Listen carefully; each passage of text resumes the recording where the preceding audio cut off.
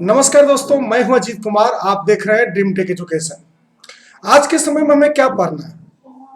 आज हम लोग थोड़ा सा विषय से हट के पढ़ेंगे। जो भी बच्चे सीबीएसई में पढ़ रहे हैं, है ना, तो वो आप सीबीएसई स्कूल में एक प्रोजेक्ट मिलेगा जिसको कहते हैं आर्ट इंटीग्रेटेड प्रोजेक्ट। तो आपको इस प्रोजेक्ट को किस तरीके से बनाना है, आज के वीडियो में हम लोग मेनली इसी टॉपिक पर बात करेंगे कि ये आर्ट इंटीग्रेटेड प्रोजेक्ट होता क्या है और हमें इसमें क्या क्या करने हैं।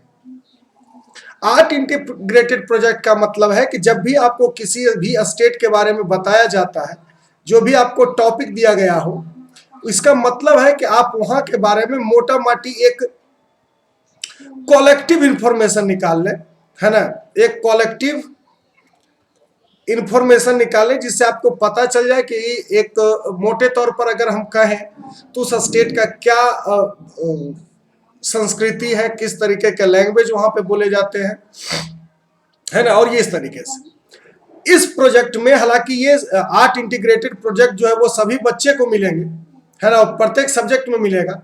लेकिन इस वीडियो में हम खास करके सोशल साइंस के पॉइंट ऑफ व्यू से इस प्रोजेक्ट को बना रहे हैं कि सोशल साइंस में आपको इस प्रोजेक्ट में क्या क्या देखने को मिलेगा या क्या क्या करने को मिलेगा, इस पर हम लोग बात करेंगे। तो ये जो है एक प्रोग्राम के अंदर हो रहा है जिसका नाम है एक भारत श्रेष्ठ भारत प्रोग्राम। बिहार में जो भी बच्चे हैं, है ना, जो भी बिहार के रेसिडेंशियल हैं, उनको दो टॉपिक पर मिलेगा। एक तो त्रिपुरा और दूसरा मिजोरम। तो मिजोरम और त्रिपुरा पर हम लोग एक आर्ट इंटीग्रेटेड प्रोजेक्ट बनाने की तैयारी करते हैं और इस प्रोजेक्ट में किस तरीके से हमें काम करना है, किस तरीके से हमें प्रोजेक्ट को असेंबल करना है कि हमें ज्यादा से ज्यादा अच्छे मार्क्स मिले। दूसरा, जब तक ये प्रोजेक्ट आपके स्कूल के द्वारा इसका पीडीएफ बना करके जब तक सेंड नहीं किया जाएगा, सीबीएसई के पोर्टल पे इसको डाला नहीं जाएगा, तब तक उस स्कूल का जो क्लास 10th के जो बच्चे हैं उसका जो एडमिट कार्ड है टर्म 2 के लिए वो इशू नहीं होगा। तो ये बहुत ही जरूरी है और हमें लगा कि हमें अपने बच्चे को थोड़ा मदद करना चाहिए, इसलिए हम एक भारत श्रेष्ठ भारत प्रोग्राम के तहत आर्ट इंटीग्रेटेड प्रोजेक्ट लेकर के आए हैं जो सोशल साइंस के लिए पॉइंट ऑफ व्यू से बनाया गया है। लेकिन इसी से आपको हिंदी, है ना, हिंदी, इंग्लिश, मैथ्स और साइंस, ये सभी विषय में जो भी मिलेंगे वो सभी मटेरियल यहीं से आपको अवेलेबल हो जाएगा। तो चलिए शुरू करते हैं। सबसे पहले हमें करना क्या है, आर्ट इंटी प्रोजेक्ट जब भी आप बनाइए तो सबसे पहले इस तरीके का एक एक्नॉलेजमेंट बनाइए, है ना। ये जो फॉर्मेट एक्नॉलेजमेंट का है वो आपको कहाँ रखना है, तो प्रोजेक्ट के जो बनाएंगे प्रोजेक्ट फाइल, उस प्रोजेक्ट फाइल के सबसे लास्ट में, है ना, ये एक्नॉलेजमेंट लगाना है। ठीक, आप स्क्रीनशॉट ले लीजिए। आपको एक्नॉलेजमेंट बनाना होगा तो आप किस तरीके से एक्नॉलेजमेंट को डिजाइन कीजिएगा उसका एक आपको सामने आपको दिख रहा होगा स्क्रीन पे। अब चलिए हम इसके बाद आगे बात करते हैं। दूसरा जो बहुत ही इंपॉर्टेंट चीज बनाना है वो आपको बनाना है सर्टिफिकेट। ये आपको तीसरे नंबर पे, थर्ड नंबर पे आपको इसको दिखना है। पहले नंबर पे आपका कवर पेज होगा, है ना, पहले नंबर पे आपका कवर पेज होगा जिसको आप जितने अच्छे से डेकोरेट कर सकते हैं करिए। दूसरे नंबर पर आपका लिस्ट होगा, है ना, कि आप पेज नंबर कहां से कहां तक किस चीज के बारे में बात करें, यानी कंटेंट की बातें होगी। और तीसरे नंबर पर ये सर्टिफिकेट को लगाना है। इस सर्टिफिकेट में देखिए करना क्या है कि आपको 3 चीजें तो भर देना है ना। सबसे पहले तो यहां पे नाम भराया जाएगा। यहां पे स्टूडेंट का नाम होगा, स्टूडेंट्स नेम, है ना। और यहां पे आपको होगा एक भारत श्रेष्ठ भारत कंपटीशन प्रोग्राम, और इसके नीचे में लिखिएगा, यहां पे लिख दोगे art integrated project, art integrated project, है ना। और नीचे में यहां पे ब्रैकेट में लीजिएगा एक भारत श्रेष्ठ भारत अभियान या प्रोग्राम। ठीक, चलिए हम लोग सबसे पहले स्टार्ट करते हैं कि किस तरीके से प्रोजेक्ट बनाया जाएगा। सर, सबसे पहली बात क्या कीजिएगा कि जहां का प्रोजेक्ट बना रहे हैं, जैसे आज जो मैं प्रोजेक्ट आपके सामने पेश कर रहा हूं, वो त्रिपुरा का है। तो ऐसे बच्चे जो त्रिपुरा को बनाना चाहते हैं वो तो डायरेक्ट इसी को लिख दे, और अगर जो मिजोरम को कर रहे हैं उसके लिए क्या करना है कि आपको इसी से समझ लेना है कि मिजोरम में क्या क्या चीजें पार्टिसिपेट करनी होगी। तो सबसे पहला टॉपिक जो कीजिएगा वो आप इंट्रोडक्शन कीजिएगा। इंट्रोडक्शन के ब्रैकेट में आप त्रिपुरा या फिर मिजोरम को लिख सकते हैं, है ना, जिसके लिए जिस टॉपिक पे आप प्रोजेक्ट बना रहे हैं उसके लिए। तो क्या है कि इसके बारे में थोड़ा सा एक पॉइंट ऑफ व्यू दे देना है। त्रिपुरा इज ए हिली state in north east state, यानी कि भारत का जो 7 सिस्टर्स है सर उधर ये है, ठीक। Bonded by 3 side of Bangladesh and home of the diverse mix of tribal culture and religious group, ठीक। ये इसका एक बेसिक हो गया। इसके बाद हम इसी तरीके से इसके बारे में और भी चीजें इकट्ठा करते जाएंगे और इसको लिखते जाएंगे। जैसे इसका जो कैपिटल है वो अगरतला है ना, उजैनता प्लेस जो कि मुगल गार्डन है, और गेडू मियाँ मस्जिद है ना, व्हाइट मार्बल का डोम के साथ साथ टावर वहां पे लगे हुए हैं।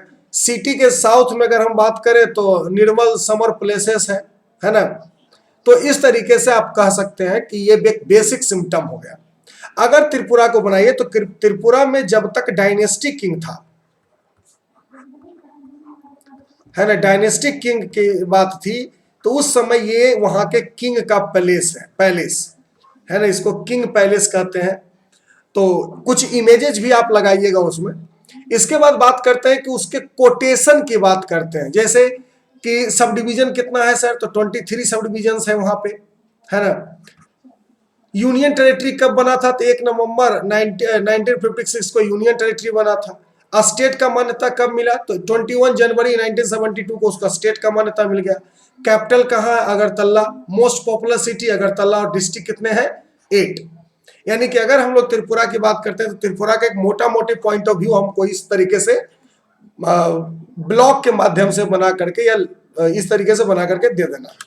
उसके बाद क्या करना है, एरिया कितना है सर, तो एरिया उसको दिखा देना। एरिया में इंडिया का रैंक कितना है वो दिखा देना है ना। अगर पॉपुलेशन की बात करते हैं तो इसी को हम लोग कहते हैं डेमोग्राफी, है ना, इसको क्या कहते हैं, डेमोग्राफी, है ना। तो देखिए पॉपुलेशन आपको ये दिखा रहा है। रैंक क्या है, 22वां रैंक है पॉपुलेशन के आधार पर पूरे इंडिया में। जीडीपी की बात कर भी सकते हैं और नहीं भी कर सकते। अब बात करते हैं सबसे पहले हिस्ट्री ऑफ त्रिपुरा।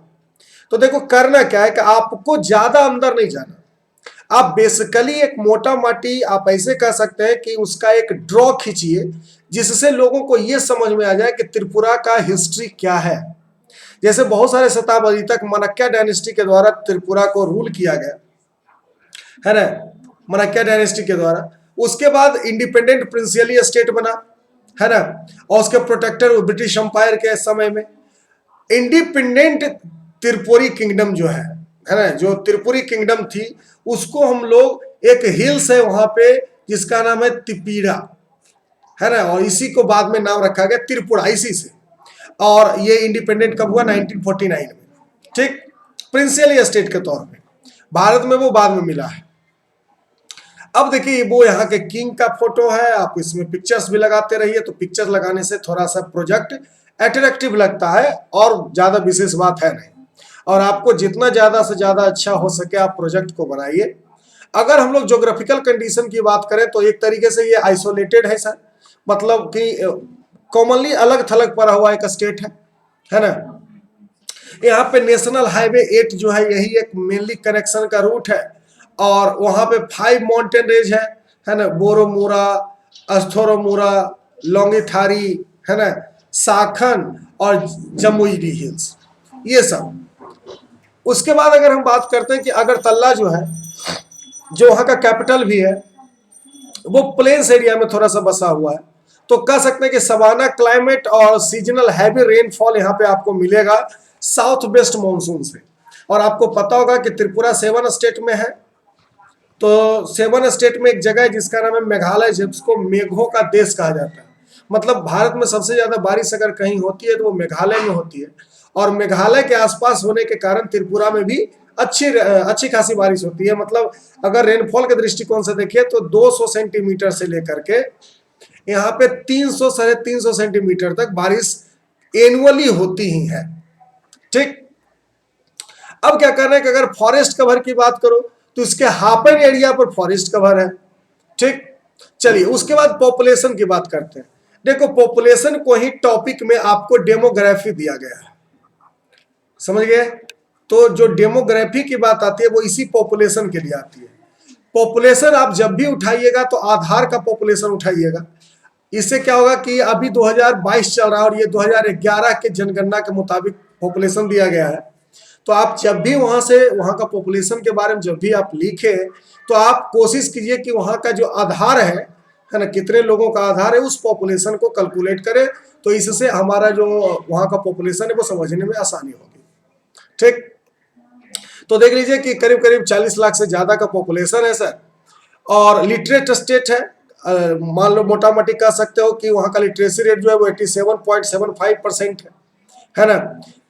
और वहां पे आपको बहुत सारे वेडिंग फेस्टिवल्स, रिलीजियस ओकेजन है ना, इथनिक ग्रुप अलग अलग होते हैं, जिसके कारण local handicraft, musical instrument, cloth है ना, मतलब बहुत ज्यादा वैरायटी आपको देखने को मिलेगा।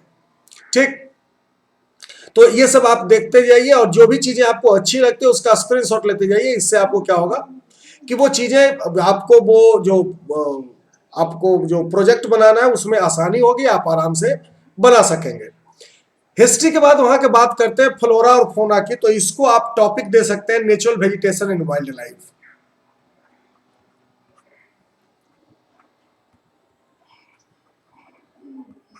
Natural vegetation and wild life, इस तरीके से नेचुरल वेजिटेशन और वाइल्ड लाइफ में यहाँ पे कॉमनली हम लोग वहाँ पे पाए जाने वाले जो जंगल है उसके बारे में पढ़ेंगे। और कॉमनली जो वहाँ के जीवन जो होते हैं जंगली जानवरों का है ना, जो वाइल्ड लाइफ का लाइफ होता है उसके बारे में डिस्कस करते हैं कॉमनली इस टॉपिक में। तो त्रिपुरा के बारे में अगर हम देखें तो आपको पता चलेगा कि सर ये बायोजियोग्राफिकल क्लासिफिकेशन अगर इंडिया की करें तो ये नॉर्थ ईस्ट बायोजियोग्राफिकल जोन में आता है ना, नॉर्थ ईस्ट बायोजियोग्राफिकल जोन में आएगा। जहां पे अगर कहा जाए 57.73% जो वहां का एरिया है वो पूरी तरीके से फॉरेस्ट है, यानी कि फॉरेस्ट से भरा और हरा भरा आपको स्टेट ये मिलेगा। त्रिपुरा में 3 तरीके के कॉमनली आपको मिलेंगे इकोसिस्टम। पहला तो माउंटेन वाला है, दूसरा फॉरेस्ट और तीसरा फ्रेश वाटर का। 3 तरीके का जो इकोसिस्टम है वो वहां कॉमनली मिलता है। अगर हिल्स के स्लोप की बात करें और सैंडी रिवर के आसपास की बात करें तो यहाँ पे आपको एवरग्रीन फॉरेस्ट देखने को मिलेगा, एवरग्रीन फॉरेस्ट देखने को मिलेगा और बहुत सारे प्रकार के जीव जंतु मिलेंगे, है ना। उसके बाद मॉइस्ट डिसीडियस फॉरेस्ट और ड्राई डिसीडियस फॉरेस्ट, ये दोनों वेजिटेशन वहां पे देखने को मिलेंगे। यानी आप कह सकते हैं कि सर कि अगर हम लोग नेचुरल वेजिटेशन की बात करें तो त्रिपुरा का जो नेचुरल वेजिटेशन है वो भी बहुत ज्यादा डाइवर्स है ना। तो नेचुरल वेजिटेशन और वाइल्ड लाइफ में हम कॉमनली कुछ पिक्चर भी पोस्ट कर सकते हैं इस तरीके का। अगर बहुत सारे पिक्चर आप लगा दे, देखिए प्रोजेक्ट बनाने का सबसे तरीका यही है कि जब भी आप लिखे तो उसके साथ साथ पिक्चर को पेस्ट करते जाएं, जिससे आपका प्रोजेक्ट अट्रैक्टिव लगेगा, है ना। और जितना ज्यादा ज्यादा इसकी जो मार्किंग है सीबीएसई के लिए वो 10 है आउट ऑफ 10, है ना। 10 मार्क्स का ये प्रोजेक्ट है, उसमें से आप कोशिश करें कि 10 में 10 उठाएं। तो ये कुछ पिक्चर्स हैं जो वहां के नेचुरल वेजिटेशन और वाइल्ड लाइफ को दिखाते हैं। इसके बाद हम लोग बात करते हैं वहां के गेम्स एंड स्पोर्ट्स की। Tripura commonly Babu games and sports का एक बहुत बड़ा गढ़ है। कॉमनली वहां पे फुटबॉल और क्रिकेट खेला जाता है, ये 2 मोस्ट पॉपुलर है ना। लेकिन ऐसी बात नहीं कि सिर्फ फुटबॉल और क्रिकेट ही खेला जाता है, वहां पे बहुत सारे चीज और भी खेले जाते हैं। ठीक, तो अगर हम बात करते हैं फुटबॉल और क्रिकेट की अगर हम बात करें तो क्या देखने को मिलेगा हमको? कॉमनली वहां हमें देखने को मिलता है कि फुटबॉल और क्रिकेट की अगर हम बात करें तो फुटबॉल और क्रिकेट में बड़ा ही फेमस जगह है वो, है ना। वहां पे देखो कह सकते हो कि फुटबॉल और क्रिकेट बड़ा फेमस तरीके से होता है। अगरतला की अगर हम बात करें तो अगरतला का अपना क्लब है फुटबॉल चैंपियनशिप, वो प्रत्येक साल ऑर्गेनाइज करती है। लीग है, नॉकआउट फॉर्मेट के आधार पर वहां पे होता है। त्रिपुरा क्रिकेट टीम जो है वो रणजी ट्रॉफी भी खेलती है। ठीक, डोमेस्टिक क्रिकेट कंपटीशंस भी होते हैं, रेगुलर पार्टिसिपेशन होता है इंडियन नेशनल गेम्स में और नॉर्थ ईस्ट गेम्स में। अब वहां के कुछ लोग हैं जैसे सोमदेव देवरमन, है ना, सोमदेव देवरमन, इन्होंने गोल्ड मेडल जीता था men's singles events at 2010 Asian games में, समझ गए। और ये पहला ऐसा इंडियन मैन है जिन्होंने गोल्ड मेडल जीता हो किसी भी single tennis events Asian games में। उसके बाद दूसरा वहां की दीपा कर्माकर है जो 2016 में वहां से निकल के आई, अगरतला इनका होम टाउन है, और ओलंपिक के लिए क्वालिफाई करने वाली पहली जिम्नास्टिक में है ना। और 2016 के समर ओलंपिक में ये क्वालिफाई किए थे इंडिया की तरफ से। तो ये सबसे हमें पता चलता है कि गेम्स एंड स्पोर्ट्स भी त्रिपुरा का बहुत अच्छा है सर, है ना। ये देखिए यहाँ पे ये दीपा कर्माकर का पिक्चर है, ये दीपा कर्माकर है ना। तो आप इस तरीके का कुछ इमेजेस भी वहां पे लगाते रहे। अब चलिए हम बात करते हैं वहां के इकोनॉमी की। देखिए हमको पता है सर कि किसी भी स्टेट की जो इकोनॉमी होती है वो 3 तरीके से होती है, प्राइमरी सेक्टर, सेकेंडरी सेक्टर और टर्सरी सेक्टर। प्राइमरी सेक्टर में कॉमनली माइनिंग आता है, एग्रीकल्चर आता है, ये सब चीजें आती है। सेकेंडरी सेक्टर में अगर हम कहें तो वहां पे इंडस्ट्रियल और मैन्युफैक्चरिंग और ये सब चीजें आएगी। तो अगर 2009 के रिपोर्ट की बात करते हैं तो टर्सरी सेक्टर वहां का सबसे बड़ा इकोनॉमिक फ्लुएंसर है ना, लार्जेस्ट कंट्रीब्यूशन है, जिसका कि ग्रॉस डोमेस्टिक प्रोडक्ट है 53.98% स्टेट इकोनॉमी का, ठीक। उसके बाद प्राइमरी भी है, प्राइमरी कितना है 22.95, जिसमें कॉमनली फॉरेस्ट्री और माइनिंग आता है। सेकेंडरी की अगर हम बात करें तो इंडस्ट्रियल और मैन्युफैक्चरिंग है, ठीक। आप जब भी इकोनॉमी की चर्चा करें, है ना, चाहे वो त्रिपुरा का हो या मिजोरम का हो, जब भी आप किसी के माइनिंग की इकोनॉमी की चर्चा करेंगे तो वहां पे इस तरीके का एक ग्राफ जरूर दिखा दीजिएगा। इस ग्राफ से पता चल जाएगा कि वहां की इकोनॉमी किस तरीके की है। अगर हम बात करते हैं इकोनॉमी की तो नीचे देखो ये ईयर्स है ना, और ये हमने रुपया का एक ग्राफ खींचा है, तो आपको ये ग्राफ हमेशा ऊपर जाता हुआ दिख रहा है। इससे मतलब है कि हमेशा पॉजिटिव वहां की इकोनॉमी है सर, हमेशा बढ़ रही है। इस तरीके से हम लोग उस पर बात करते रहेंगे। फिर बात आती है ट्रेडिशनल डांस एंड म्यूजिक की। ट्रेडिशनल डांस हमको पता है सर कि इस उड़ीसा है और वहां पे बहुत सारे कल्चर के लोग होते हैं, इसलिए वहां पे छोटे छोटे डांस ग्रुप होते हैं, अपने अपने ट्राइबल सोसाइटी के अपने अपने डांस फॉर्म है, वो अपने अपने तरीके से उसको परफॉर्म करते हैं। और म्यूजिक की बात करें तो इसमें आप कॉमनली वहां फोक सॉन्ग की बात कर सकते हो, वहां का जो फोक सॉन्ग है वो, ठीक। अब हम लोग बात करेंगे ट्रांसपोर्टेशन की। अगर ये ट्रांसपोर्टेशन की बात करें, है ना, ट्रांसपोर्टेशन की बात करें तो रेलवे और वाटरवे का ट्रांसपोर्टेशन बहुत अच्छा नहीं है। वहां पे एक रोडवे जाती है जिसका नाम है नेशनल हाईवे 8, और महाराजा वीर विक्रम सिंह एयरपोर्ट अगरतला में एक इंटरनेशनल एयरपोर्ट है ना, महाराजा वीर विक्रम सिंह एयरपोर्ट। तो मतलब एयर रूट से और सड़क रूट से, यानी कि रोड ट्रांसपोर्ट और एयर ट्रांसपोर्ट, इस दोनों से अगरतला और पूरा जो त्रिपुरा है वो अच्छे तरीके से कनेक्टेड है सर। तो इसको हम लोग ट्रांसपोर्टेशन के आधार पर इसको समझते हैं। इसके बाद करते हैं कल्चर की। वहां पे दुर्गा पूजा बहुत अच्छे से मनाया जाता है ना। दुर्गा पूजा बंगाल के बाद अगर सबसे ज्यादा फेमस कहीं का दुर्गा पूजा है तो वो त्रिपुरा का ही है। और ये देखिए वहां के लोकल लोग हैं जो इस तरीके का कलरफुल ड्रेस पहनना पसंद करते हैं, समझ गए। तो कलरफुल ड्रेस पहनना पसंद करते हैं और दुर्गा पूजा वहां अच्छे से मनाया जाता है। तो ये वहां का कल्चर हो गया। तो इस तरीके से हम लोग अलग अलग टॉपिक पर वहां अगर हम इस तरीके से प्रोजेक्ट बनाना स्टार्ट कर दें और इस तरीके से प्रोजेक्ट के एक एक चीज को कवर करें, तो हम उम्मीद करते हैं आप लोगों को इस वीडियो के माध्यम से अच्छे तरीके से आपको पता चल गया होगा कि प्रोजेक्ट में हमें मेनली किस टॉपिक को कवर करना है। इसके लिए आपको हम कुछ नोट्स बता देते हैं, आपको कहां से ये चीजें मिलेगी। तो सबसे आसानी चीज तो है सर विकिपीडिया पे आप चले जाइए, है ना। तो विकिपीडिया पे सबसे अच्छा आसानी तरीके से मिलेगा, नहीं तो फिर आप गूगल पर भी जा सकते हैं, है ना। ये दोनों जगह पे आपको आसानी से अगरतला के बारे में दुनिया भर का नॉलेज रखा हुआ है। आपको सिर्फ वहां से उठा करके उसे कॉपी कर देना है और कॉपी करके अच्छे से अच्छे प्रोजेक्ट बनाना है। और जितना अच्छा प्रोजेक्ट रहेगा आपका मार्किंग उतने अच्छे होंगे। और मैं उम्मीद करता हूं कि आपको ये वीडियो पसंद आया होगा।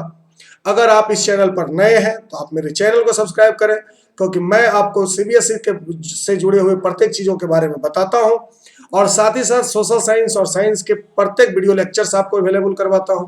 मैं हूं अजीत कुमार, साइन ऑफ।